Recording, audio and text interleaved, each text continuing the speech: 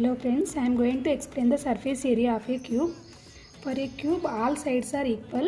ఇక్కడ ఎడ్జ్ వచ్చేసి ఏ యూనిట్ అనుకున్నాం అనుకోండి. టోటల్ 12 ఎడ్జెస్ ఉంటాయి, 6 ఫేసెస్ ఉంటాయి. కాబట్టి ఫస్ట్ మనం lateral surface area find out చేద్దాము. లాటరల్ సర్ఫేస్ ఏరియా అంటే సైడ్స్ యొక్క సర్ఫేస్ ఏరియా అన్నమాట. అంటే టాప్ అండ్ బాటమ్ను ఎక్స్క్లూడ్ చేస్తాము. అంటే తీసేసిన తర్వాత మిగిలిన పార్ట్కి మనం సర్ఫేస్ ఏరియా ఫైండ్ అవుట్ చేయడాన్ని లాటరల్ సర్ఫేస్ ఏరియా అంటాము. లాటరల్ సర్ఫేస్ ఏరియా అంటే ఇక్కడ మనం ఒక్కొక్క సైడ్కి సపరేట్ 4 సైడ్స్ ఉన్నాయి టోటల్ సైడ్స్లో, కాబట్టి మనం 4 సైడ్స్కి మాత్రమే చేస్తాము. అంటే ఒక్కొక్క సైడ్ మనకి ఒక్కొక్క స్క్వేర్ లాగా ఉంటుంది.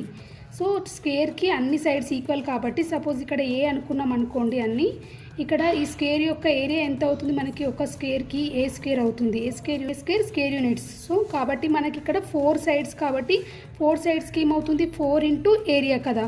4 ఇంటూ ఏరియా అంటే 4 ఇంటూ ఏ స్క్వేర్ యూనిట్స్ అన్నమాట. 4 into A square units lateral surface area.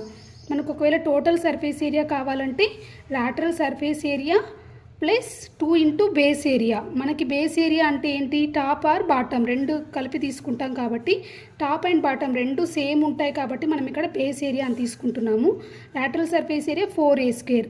మనకి ఒక్కొక్క సైడ్కి మనకి ఒక్కొక్క సైడ్ ఒక్కొక్క స్క్వేర్ లాగా ఉంటుంది కాబట్టి ఒక స్క్వేర్కి ఏరియా ఏ స్క్వేర్.